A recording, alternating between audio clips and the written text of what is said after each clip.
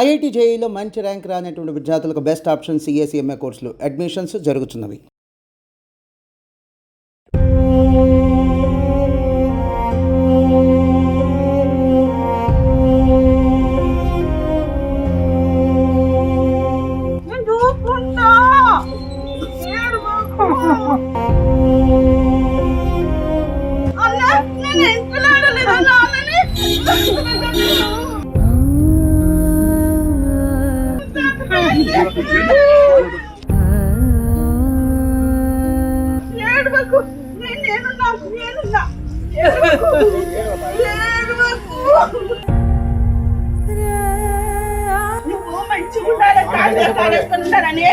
నేను బతుకున్నంత వరకు నీకు ఉంటుంది జీవితం.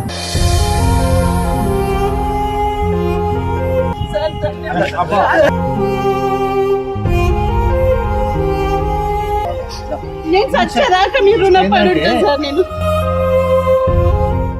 నమస్తే, welcome to Suman TV Karimnagar. నేను మీ అనిల్. అయితే నేను సోషల్ మీడియాలో ఒక వీడియో చూడడం జరిగింది.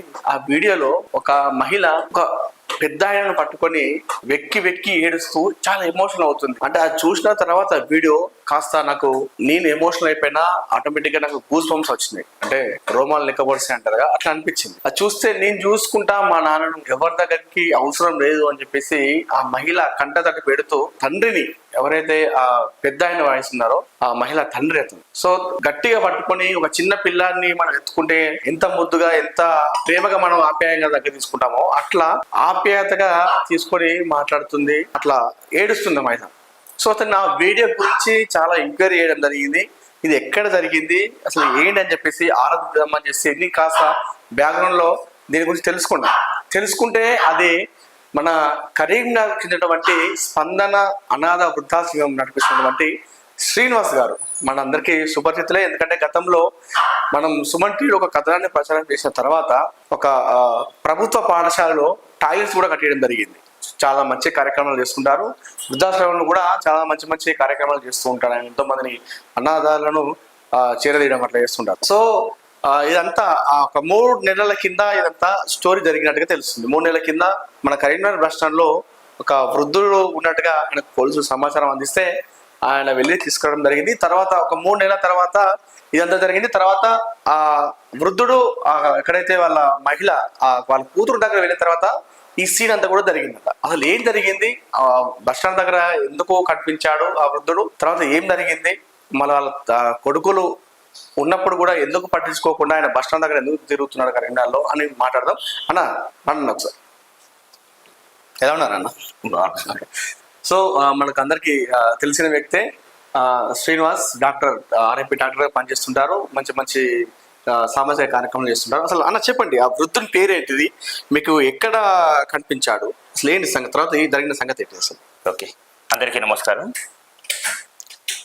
మేము గత 4 సంవత్సరాల నుంచి ఇట్లా వెల్చాల గ్రామంలో అనాథ వృద్ధాశ్రమం నడిపిస్తున్నాం.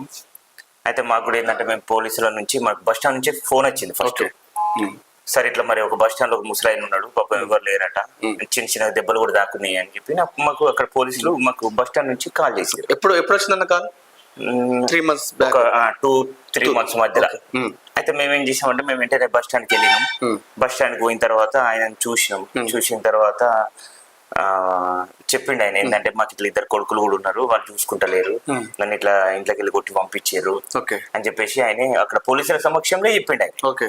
చెప్పిన తర్వాత మరి సరే మేమైతే ఇట్లా మాదైతే అనాథాశ్రమం, మరి ఇట్లా కొడుకులు బిడ్డలు ఉంటే మళ్ళీ వాళ్ళతో ఏమైనా ఇబ్బంది అవుతా అంటే లేదు వాళ్ళు ఆల్రెడీ మమ్మల్ని ఇంట్లోకి వెళ్ళి గెట్టేసిర్రు అని చెప్పిండు అన్నట్టు. చెప్పిన తర్వాత సరే మరి ఎవరికైతే మనం మంచి చేయాలనే ఒక ఆశ్రమం పెట్టినాం. పాపం ఇట్లాంటి ఏజ్ లా పాపం ఇన్ని బాధలు పడద్దు. ఆయన లాస్ట్ చివరి ఏజ్ లో ఉన్నాడు, 70 సంవత్సరాలకు ఉంటాడు కావచ్చు.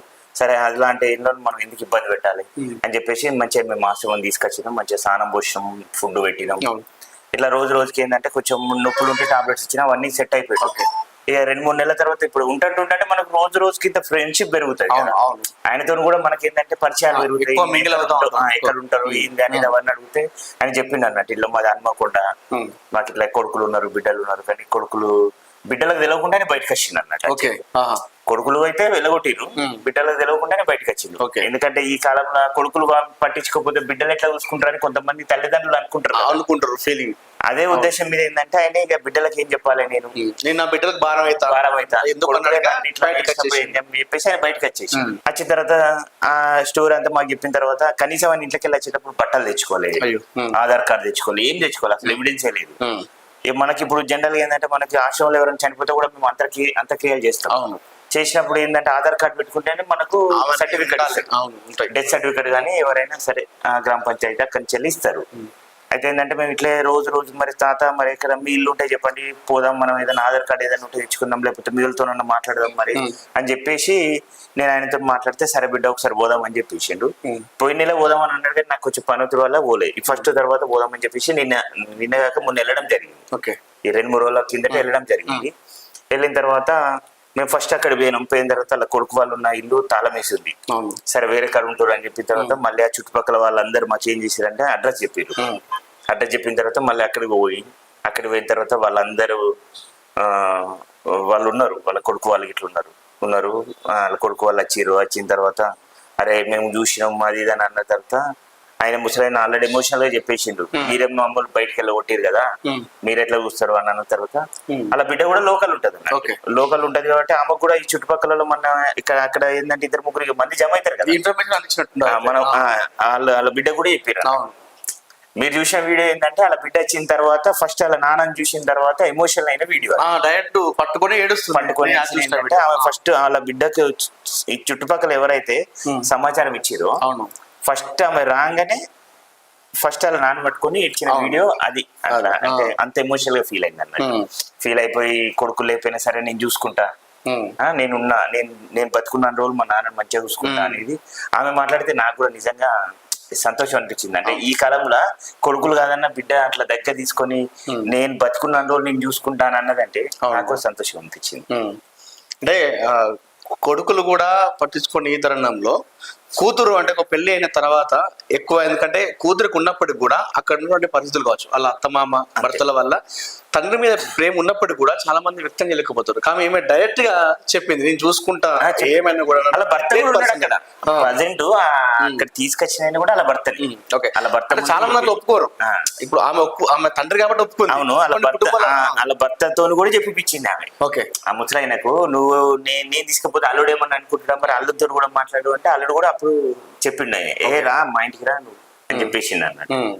అంటే ఓవరాల్ గా చూసిన తర్వాత సీన్ అంతా మీకు ఏమనిపించిందట? అంటే మీ దగ్గరికి ఎక్కువ ఎట్లాంటి కేసులు వస్తుంటాయి, కొడుకులు మెయిన్ ఏంటంటే ఇప్పుడు సమాజంలో ఎక్కువ అయితే చాలా మంది కొడుకులో ప్రియాటిస్తారు. అవును, కొడుకులో ప్రియాటిస్తారు కానీ కొడుకులు ఏంటంటే కొడుకులకి ఎక్కువ చదివించడం, ప్రైవేట్ స్కూల్ వేసి లేకపోతే కొడుకులను ఇంకా కొడుకులకు ఇంత సంపాదించాలి. అవును, బిడ్డకి ఏముంది ఇప్పుడు మనం సంపాదించిన దానిలో 20 లక్షలు 30 లక్షలు మరి అలాంటప్పుడు ఇక్కడ 2 కొడుకులు ఉన్నాయి చూడండి, వేరే ఇంటికి పోయిన అమ్మాయి తన్నించేది తీసి కదా. అవును, మరి అట్లాంటప్పుడు ఏంటంటే మనం కూడా ఇప్పటికైనా కొంచెం అవేర్నెస్ వచ్చి అవును బిడ్డలు ఒక రకంగా కొడుకులు ఒక రకంగా కాకుండా అందరినీ సమానం. ఇప్పుడు కూడా ఈ జనరేషన్ లో కనీసం ఇప్పటికైనా జనాలు కావచ్చు పేరెంట్స్ కావచ్చు మారితే మంచిది. బిడ్డను ఒకలా కాకుండా కొడుకును ఒకలా కాకుండా చూస్తే. ఆ మహిళ పేరు ఐడియా ఉందన్నా మీకు? ఎందుకంటే మనం ప్రస్తావించాల్సిన అవసరం ఉందా మహిళ పేరు? ఉంది, చెప్పచ్చు. పేరు దేవిక. సో దేవిక గారికి నిజంగా థ్యాంక్స్ చెప్పుకోవాలి. అంటే కన్న తండ్రే కదా, నేను థ్యాంక్స్ చెప్తానంటే ఇప్పుడు ఉన్నటువంటి జనరేషన్ లో అట్లా ఏం లేదండి.